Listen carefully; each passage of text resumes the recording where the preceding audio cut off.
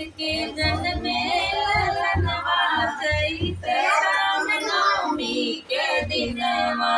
दशरथ के जन्मे ललनवा चैत राम नवमी के दिनवा। नवमी के दिनवा नवमी के दिनवा नवमी के दिनवा नवमी के दिनवा। दुअरा पे बाजे बदनवा चैत राम नवमी के दिनवा। दशरथ के जन्मे ललनवा चैत राम नवमी के दिनवा।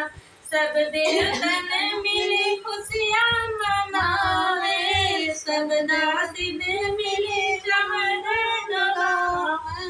नारद सुनाए सगुनवा चैत राम नवमी के दिनवा। दशरथ के जन्मे